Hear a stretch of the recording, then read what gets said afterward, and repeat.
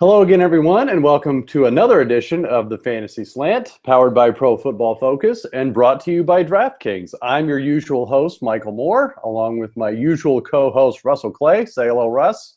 Folks, what's going on? Russ, as we discussed off camera, we are carrying the load this week for the PFF podcast team. So we're gonna dive into a lot of stuff. We're gonna have a hodgepodge of things so we can cover all of our bases. Is that all right? Yeah, we would probably throw a dab in there or something, but Yeah. I don't know if we want to do that. I mean, look, I think if one of us makes a good point at some point in the podcast and we're really feeling it, it has to happen naturally, right? So, You can't force it because then it just looks fake, Russ. Come on. yeah, no, there's a cycle, sort of like with the crying Jordan meme and like Right. all those things. It's at a point it turns so not funny that you just do it because it's so annoying. And Right. then like you can kind of make it funny again. So Right. Yeah. We'll see how we feel. Yeah. All right. So just a quick rundown of this episode, Russ. We're going to do our usual news and notes section. We've got some maybe non-fantasy stuff thrown in there just to beef it up a little bit and keep the attention span, if you will. But then we're going to review the wild card weekend and each game and pinpoint some fantasy studs and duds from each one, along with looking ahead at next week's divisional games and maybe some potential studs and duds there. And then, of course, we will round it off with our usual DraftKings value play. So, Russ, without further ado, let's jump right into yet more injury news, which, despite it being the playoffs, seems to have carried over from the regular season. Plenty of injury news to go around. This time it's with the Pittsburgh Steelers, which I guess shouldn't be new. Ben Roethlisberger did leave the game Saturday, but all indications, at least at this point on Monday evening, are that he will be good to go. So I guess first question, Russ, are you still buying Ben Roethlisberger this weekend? No. And for just a quick review of the Bengals Steelers game, it was going along fine like any normal football game. And then out of nowhere, a man emerged named Vontaze Burfict. Yeah. And he was like Genghis Khan out there. He just didn't care what anybody thought. He was just going, he was headhunting.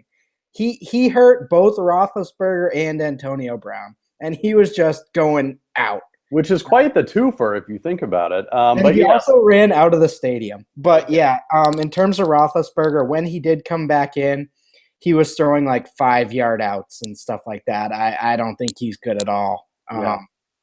That's gonna be tough against that Denver defense. So yeah, well, and you bring up a good point. I mean, they are going to be at Denver, so it's not as if it's a another pushover team that he can work his magic. So it'll be tough. I think injury-wise, he'll be fine. I think, as you alluded to, the bigger concern is he's playing a really good defense. right. And then on that note, he could potentially be playing without Antonio Brown, who, as you mentioned, suffered a concussion from Mr. Perfect. And indications, at least as of right now, are it doesn't look good for Antonio Brown, Russ. There's a real good possibility he misses that game. And if he does, I mean, not only are you playing a really good defense, you have lost your best weapon on the offense. So, at this point, Russ, are you touching Antonio Brown?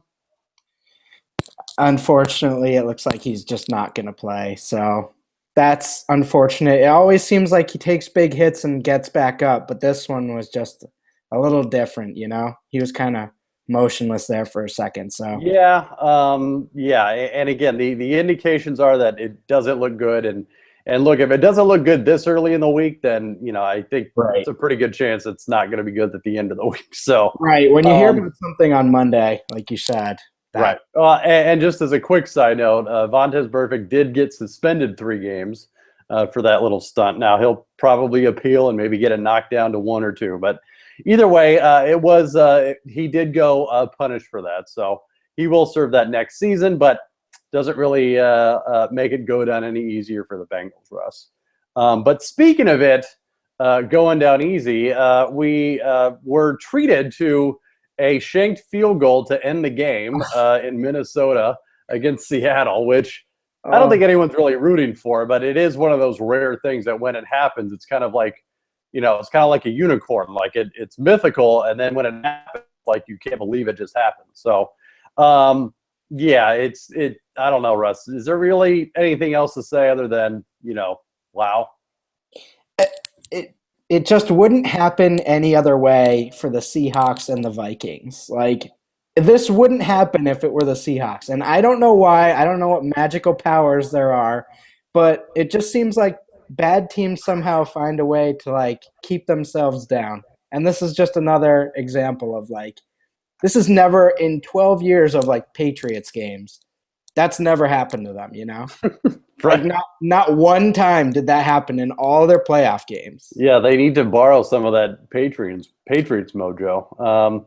Yeah, and again, we'll cover it a little bit later when we look at each game and fantasy studs and duds. I'm pretty sure. I mean, because that's kind of the sad thing, right? Blair Walsh had all of the points for the Vikings in a very tough game. I mean, I'm not going to say they should have scored more because it's 4 degrees, but yeah, when you've got your shortest kick of the game and you miss it, I don't know, it's kind of tough. But nonetheless, Russ, we empathize with those Vikings fans out there. And just remember, there's always next year, I guess. But other news and notes, Russ, just real quick. As we are recording this, the national championship between Alabama and Clemson is going on. You're up to the minute score. Clemson actually up 14-7 with 14 minutes left in the second. So if you took Clemson +6 like I did, it's looking pretty decent. But let's get into, Russ, real quick, because you are definitely the resident college football expert here of the Fantasy Slant. What guys in the national championship do you think can make an impact next year fantasy-wise? So when we look at these two teams, it's either they're not draft eligible, other than Derrick Henry, who is clearly he's going to be the second running back in this draft class. I don't know where he's going to go. Probably, if I were to guess right now, the second or third round. But he should be in line for significant carries in year one. So that's definitely a guy you want to watch tonight if you're watching the game. I mean, the spotlight's going to be on him. The other two guys that you want to keep an eye on, they're not going to be in the NFL next year, but Deshaun Watson, the quarterback from Clemson, he's the next sort of not necessarily Andrew Luck-esque quarterback prospect, but he's looking like he's going to be the number one pick in 2017. And Calvin Ridley for Alabama, he's their star receiver. He's also looking like a nice wide receiver prospect. And that's pretty much it. Artavis Scott's pretty good, but again, he's only a sophomore, so for Clemson. Yeah, that's the amazing thing is a lot of these players that are really good aren't even close to being draft eligible. Right. Young. And the one guy that everyone was really excited about for Clemson this year was Mike Williams, their receiver, and he got hurt in the first game of the year and he was out for the season. So that would be the guy we'd all be like drooling over tonight, but he's not in and not entering the draft because of it. So that's tonight for you. That's interesting. That's just amazing to me that Watson is, we know he's that good that early, Right. And even this early, he led his team to an undefeated regular season in the national championship game. So, it's pretty impressive. And then just real quick, Russ, because if you're fans of this show, you're probably fans of some sort of what would I call it? I don't want to call it gambling, but some sort of, random. You have an itch that needs to be scratched. Yeah. So this is just your quick reminder that if you are listening to this pre-Wednesday at about 11 o'clock Eastern, go get your Powerball tickets. Currently at $1.3 billion, which, not to knock on DraftKings, but is a larger payout than any DraftKings pool ever will be. And look, your odds are probably just as good. So you never know. But how many tickets are you going to get this week, Russ? This is the first time I've ever bought a lottery ticket. Congratulations. One of these. But because I wasn't getting into it, and then the other day I heard a mathematician say that this is the first time odds are actually in your favor in terms of return on investment Are they? Does he work for Powerball? It's like $290 million to 1. But right. Your return on investment, if you hit, it's like it actually kind of makes sense. Which right. Is and why. As you said, this is definitely an itch that people get to scratch if they have to. So even if it's just a few hours of dreaming about what you do with it, whatever. Well, yeah, you don't need a Powerball to do that, Russ. I do that every single day. But that's fine. I guess my goals are a lot more modest than one. So. Our philosophies are a little different here. I guess, yeah. Anyway, so good luck to all of you. If you happen to win, just give us a shout out because I'd love to be that close to $1.3 billion for us. So yes, indeed. Anyway, without further ado, let's get into this weekend's wildcard games. We'll look at each game and we'll look at a fantasy stud and a fantasy dud because, as you know, and several of our listeners probably do this, there's playoff-only fantasy leagues. There's, of course, DraftKings and the other daily games still going on. So there's plenty of games and plenty of action out there that's still happening. So we are here, Russ, for the people to help them out, okay? So without further ado, let's just go in chronological order of the games. Let's talk Kansas City, Houston first. And I don't know, I'm pretty sure the fantasy stud of that game was the Chiefs' defense. Yeah, absolutely. I mean, if you played either a 2-game Saturday slate or the 4-game full playoff slate, if you didn't have Kansas City, you did not place well in GPPs, and you probably didn't do well in cash either, regardless, because it was so low scoring outside of that one. That was the super stud of the weekend almost, which is just ridiculous, but it's the playoffs, man. Anything can happen. I mean, the only other, I would say, fantasy relevant performance would have been Travis Kelce, who it figures that he, finally breaks out yardage-wise with 8 for 128 in a playoff game. But nonetheless, he did. And I like to think Andy Reid, desperate times call for desperate measures, and he finally went with what can actually win him the football game. So other than that, your fantasy dud, Russ, I don't know. I mean, you could say Brian Hoyer with 136 yards and 4 interceptions and a fumble loss, but was anyone expecting Brian Hoyer to light the world on fire there? No. Well, I think he was sort of intriguing in tournaments just because the percentages are so skewed towards a few people. If you hit on him and somehow he managed to score a decent amount at that price, it would have worked out. But yeah, you weren't counting on him. But he did not. Oh, no.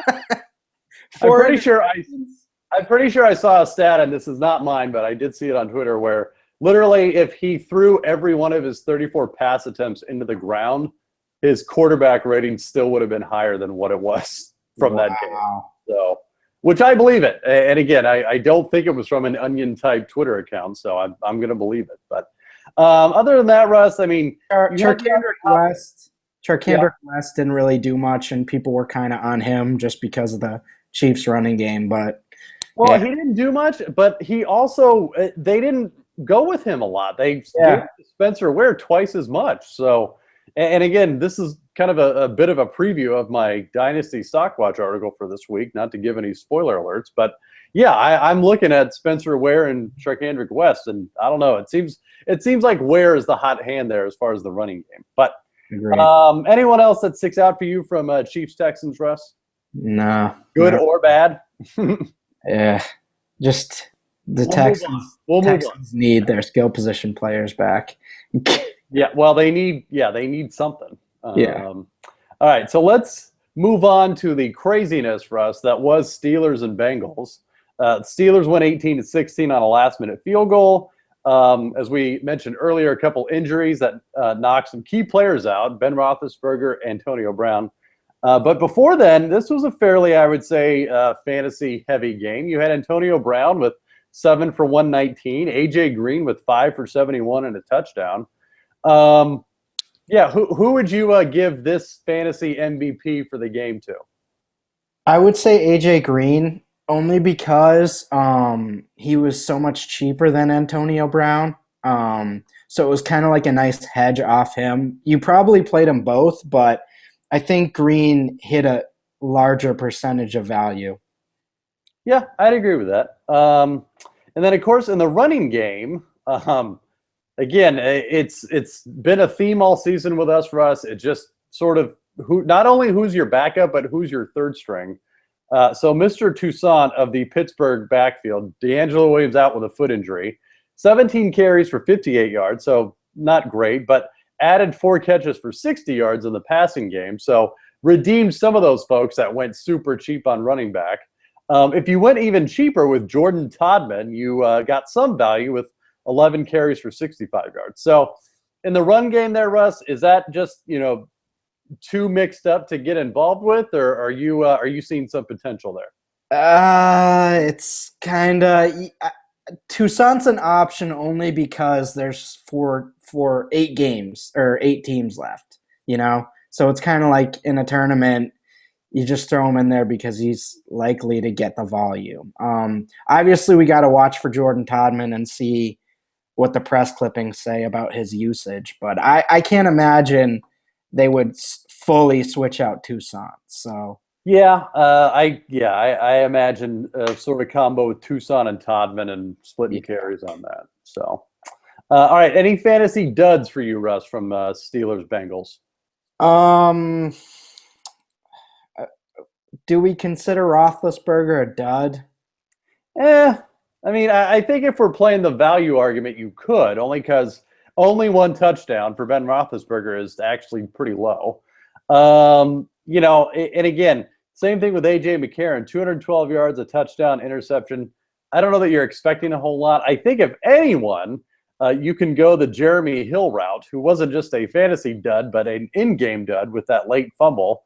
Only 50 yards. He was a hot pick going in, Russ, at least if you're looking at daily games, just because he was sort of coming on strong towards the end of the season. And, with only 12 carries for 50 yards, he did have a touchdown, but that one costly fumble, I would anoint him the dud for this game. So fair enough. All right, let's move on, Russ, to perhaps the craziest game of them all, the Seahawks Vikings game, -4 degrees, 1 touchdown scored between them. Of course, the last-second missed field goal by Blair Walsh from 27 yards out. There was a lot of duds in this one, Russ, so let's start with the good news. Any fantasy studs from this game? Doug Baldwin kind of reached value, which was good enough this weekend. You kind of paid up for him. I believe he was 6,700 on DraftKings, 5 for 42 and a touchdown, so you'll take that, Yeah, and I'm from this game, that's about as good as it's going to get, I think. Yeah. If I had done the correct research and seen it was going to be that cold, I probably would have faded that game altogether. But right. alas, we're here. It's one of those things that it doesn't happen that often, so there's not a whole lot of history to look back on and go, oh, -4, yeah, just fade every single player on that game. Right, that's true. Your fantasy dud, I think this one is a no-brainer. Adrian Peterson, 23 carries, 45 yards, and himself a costly fumble. And look, for the most expensive running back, at least DraftKings-wise of the weekend, and getting that kind of production, that was a huge disappointment, I think. Yep, that was all around bad for him. It was. All right, moving on. Sadly, the highest scoring game of Wild Card Weekend, Packers 35, Redskins 18. Your fantasy studs and duds. In a losing effort, Jordan Reed still 9 for 120 and a touchdown. I don't think there's any doubt that he's going to be the second tight end drafted next year in redraft or dynasty leagues. Anyone else that you see, Russ, fantasy stud-wise from this game? Nope, Jordan Reed pretty much won the day. Other than the Chiefs D, Chiefs D won the first day, and Jordan Reed, he was high owned, but another incredible performance from him. Well, and when you only have 3 other teams going, or 3 other games going, I should say, to have that kind of production far and away above any other tight end, well, it's still worth the value, I think. Mm-hmm. All right, any fantasy duds that you can see, Russ? It's kind of unfortunate that James Starks got the other rushing touchdown. Eddie Lacy could have had a big day if he got that one. Richard Rodgers, 2 for 11, that was a bummer. Yeah, but again, that's one of those plays that you're gonna, live and die by the sword, Right. man. So, yeah, I mean, you could make a case for Alfred Morris, 11 carries for 50 yards, but again, it's not all that surprising. That's a very Alfred Morris type line this season, Deshaun Jackson only had 2 for 17, so that wasn't good either. And I would say, yeah, I would say even more so than Alfred Morris for him, because Deshaun Jackson, again, you're paying for that sort of long ball threat, which doesn't always come through, but Right. It's not like he was exactly cheap either. So, yeah, I think we can agree on that. So, all right, Russ. Well, that is the wild card recap. Let's look ahead to the divisional previews and some fantasy studs and duds. But first, with millions being won each week, Russ, every play and every game could take you closer to a life-changing payday. Hurry over to DraftKings.com now. Yes, even now in playoff time, and use promo code PFF to play for free with your first deposit in this Sunday's $1 million fantasy football contest. That's PFF for a free entry now at DraftKings.com. And we will get to our DraftKings value plays, Russ, in a bit, but let's preview some divisional round action first. And again, we will go in chronological order. Let's discuss who you think could be a stud and who could be a dud. All right. First up, we have Chiefs at Patriots. Who do you got? For stud, I think in games like this, the Patriots go to Gronk. In the red zone, all over the place. I could see him having a big day. I mean, pretty much the Patriots receiving options. I see Edelman coming back and them using him a lot. So I like those two as my studs for this game. Yeah, and I think I agree with that, although I could also make a case, Russ, if you're going to go fantasy dud just based on value, I think it's possible Tom Brady duds this game, man. I mean, you're playing against a very good defense, right? Very good, yeah. And they will get Edelman back most likely, but I don't know, man. It's one of those games that, it kind of reminds me of Baltimore, New England a couple years ago in the AFC Championship game where, you had a bunch of no-name guys on the other side, but they had a very good defense and they kept that Patriots offense in check. And look, they snuck one out. So I think if there's any chance of a dud, it could be Brady. I mean, look, Alex Smith is not going to throw for more than 2 touchdowns. If he does, you should be stunned. And like we talked about with the running game for the Chiefs, it's not like either one of those guys is exactly running away with the job. And now you've got Jeremy Maclin, most likely won't play with a high ankle sprain. So, yeah, if there's going to be any dud in this one, I'm going with Brady on that. Like you mentioned, the Chiefs front seven versus the Patriots O-line, that is where that game's going to be won. And I honestly, the Patriots O-line is pretty weak, but with Edelman back, it'll be interesting to see how they try to counteract that pass rush. That's going to be where it's decided. Right. I would agree with that. I think you're going to be able to tell pretty early on. Yeah. I definitely agree with that too. All right. Next game on the slate, Russ, Packers at Cardinals. Cardinals and Packers have played before this season. The Cardinals completely romped the Packers before. Who's your stud and who's your dud? Stud, David Johnson. Okay. I think he's going to have a pretty big game here, and he's only 6,000. That's probably more expensive for the running backs you're looking at, but the Packers defense isn't great in terms of run defense, so I'm looking at him as someone who's pretty much guaranteed value. And what about dud?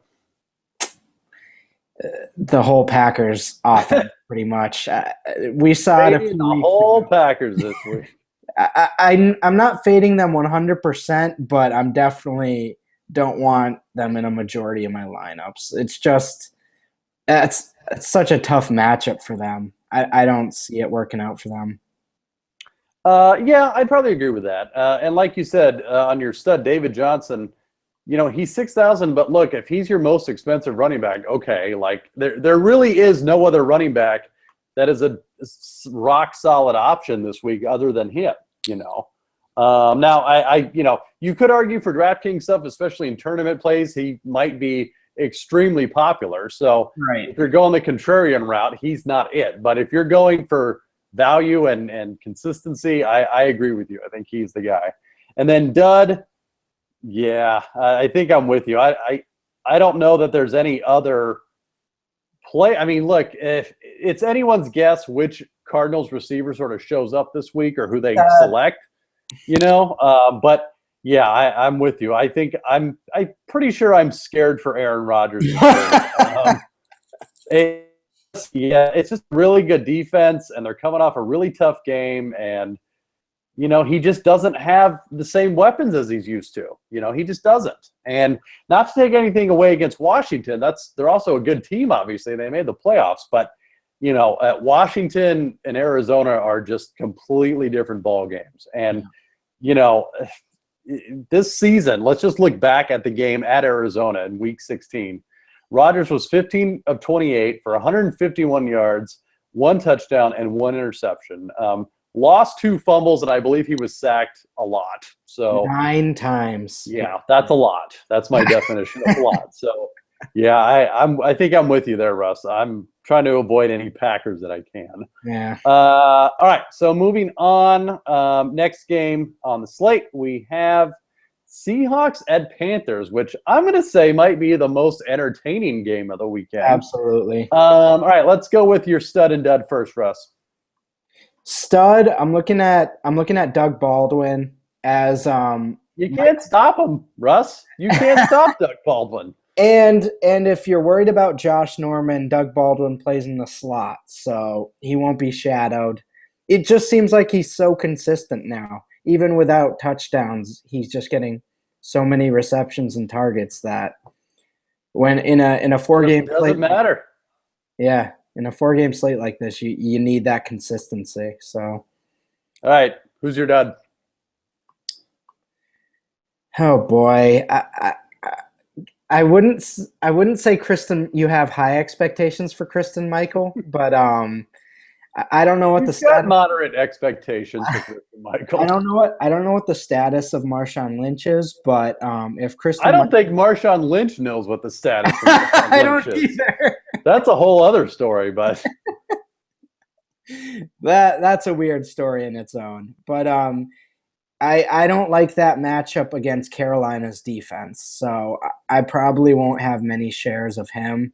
I just don't like that matchup for him. I think if they're going to win, it's going to be through Russell Wilson scrambling and kind of doing what he does. So yeah, you know, if I were to go a stud, again, a sort of a different kind of pick. Well, not really different, but Greg Olsen. I mean, look, he's the top receiver for Carolina, and as we've seen, fantasy-wise anyway, Seattle gives up a lot of points to tight ends, fantasy-wise. So he could be a good pick. As far as your dud goes, I don't know, man. I want Cam Newton. I want the Cam Newton train to keep on running, but I don't know, man. It's Seattle, and they got away with one last week, and it just seems like, you know, it just seems like they're counting their blessings at this point to whatever God they pray to. And like, they know now, oh crap, we can't like let that happen again. So it's just scary. Like if I'm Seattle or if I'm Carolina, I'm extremely concerned. Like this is truly the one road team that's left that you don't want to play. Absolutely. You know? Yeah. And you're supposed to be the 1 seed, and here you get the defending conference champions and Super Bowl champions from 2 years ago, and seemingly everyone hitting their stride. I mean, again, I think last week was an outlier because it's 4 degrees. Like no one's going to play normally in 4 degrees. So, yeah, that. But look, it should be a good one. You know, I don't know. Again, another Twitter comment was, I don't know if the Bank of America Stadium can handle all those egos, but we're going to find out. So, all right, last game of the slate, Russ. Steelers at Broncos. Again, at the moment, Ben Roethlisberger slated to play. On the other side of the field, Peyton Manning slated to start for Denver. So with all that said, Russ, who's your stud and who's your dud? So I'm looking at this strategically, and if there's a Kansas City defense for this week, it's definitely the Broncos.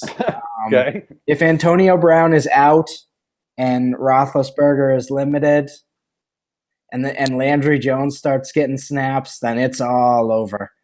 And they could score 20 to 30 points. So that'd definitely be my stud there. Okay. And who's your dud? Dud. I hate to fade a whole team again. I just don't see how the Steelers are going to score any points. No offense to Fitzgerald Toussaint or D'Angelo Williams if he plays, but that's a really tough run D. And if they have no threat of Antonio Brown, there's just nothing keeping eight in the box, away. So it could be a train wreck. That is a very strong possibility. Yeah, for your stud, I don't know, man. It's tough. I mean, you could go Demaryius Thomas. I mean, he's sort of coming on strong lately. But at the same time, if you're going to pick a dud for me, it's probably going to be Peyton Manning, which, again, just because he's had like 3 months off doesn't mean like, oh, he got enough rest to where his arm works again. That's the thing. Yeah, we could come out in the first quarter and he could just be same old Peyton again, and we're just miserable. And he's just throwing ducks, and it's just it's a war of attrition at that point. So, but it should be an interesting game. I'll say that. But I think I'm with you. If you're going to pick a defense this week, the Denver defense is definitely it, especially with the possibility of a Landry Jones sighting. So I'm definitely with you there. So. All right, Russ, let's move on. Let's finish it off with our DraftKings value plays for the week.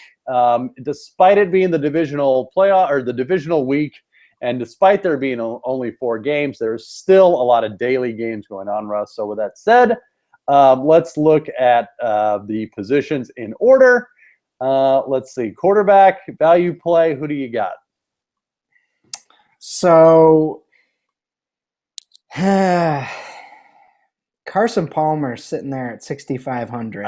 That's who I was looking at. He is the highest priced quarterback, and he very well could be the highest scoring one at playing the Packers, I don't know how much of a value play it becomes when someone's 90% owned, but that's a pretty good value on Carson Palmer. Hey, look at it this way. The silver lining is you won't get hurt by it. So, I'm with you there. That is, I'm all over that. Running backs, I mean, we covered David Johnson at 6,000. Currently he's the healthiest top running back option, so I don't think you can go too wrong with that.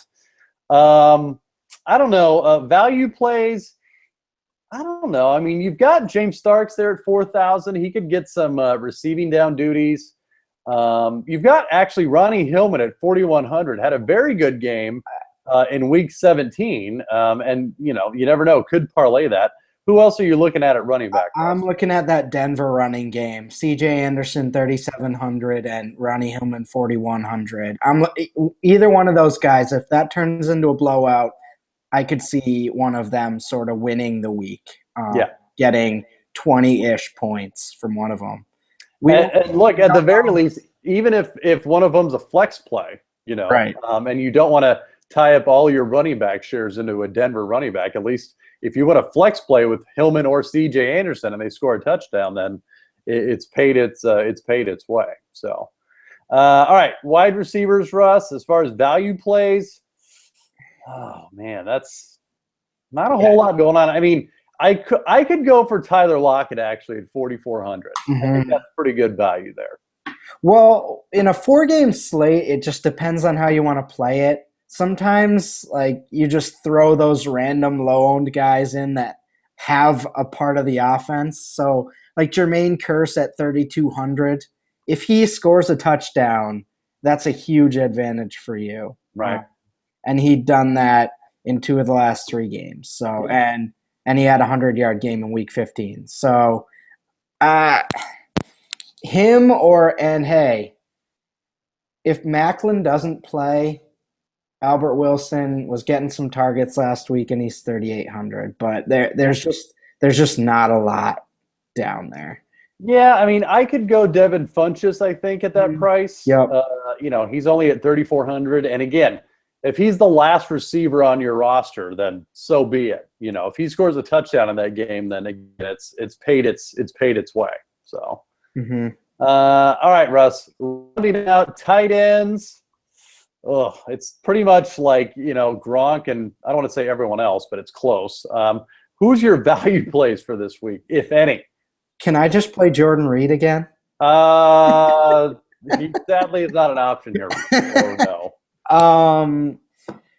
If Macklin doesn't play, Kansas City was pretty they were pretty strong about featuring Travis Kelce. So compared to those top two options, I'd look at Kelce because he's going to get those catches. I think I agree with you. It's very hard to pay that much for a tight end, whether it's Gronk at 7,500 or Olsen at 6,900, just because you'd preferably like to spend the money elsewhere at other elite positions. But at the same time, like for receiver, there's not really any elite options if Antonio Brown doesn't play. I mean, literally the pricing goes Antonio Brown 9,800. The next highest price one is Julian Edelman at 7,100, and he cannot play. Right. So it's possible that if you don't go Antonio Brown at receiver, you might have some money left over. So it wouldn't be a bad play to get Gronk or Olsen or if you have to save Kelce. I just can't see any other tight end doing anything remotely worth value. No. Not even enough to take a flyer on, Like Richard Rodgers has had some big games, but not against Arizona. But then he had like 2 catches for 11 yards last week. So and he had in the last game against Arizona, he had 1 catch for 2 yards. Right. Like I can't see not spending, at least to get a Kelce or Olsen or Gronk at tight end this week. Right. I think you have to do it. One of the top 3. And you're the brave soul that goes all in on Heath Miller and saves money there, and he catches 3 touchdowns. Then God bless you, you earned it. So, yeah, exactly. All right, Russ. Any last words for the folks before we sign off and potentially win that Powerball and then never come back here again? Oh, we're coming back. Okay, fair enough. Yeah, I want to gloat a little bit. So, all right. Well, good luck to everyone this weekend, whether it's DraftKings or otherwise. Me and Russ will be back here next week to recap the divisional rounds and look ahead of the conference championships. But until then, we will see you later.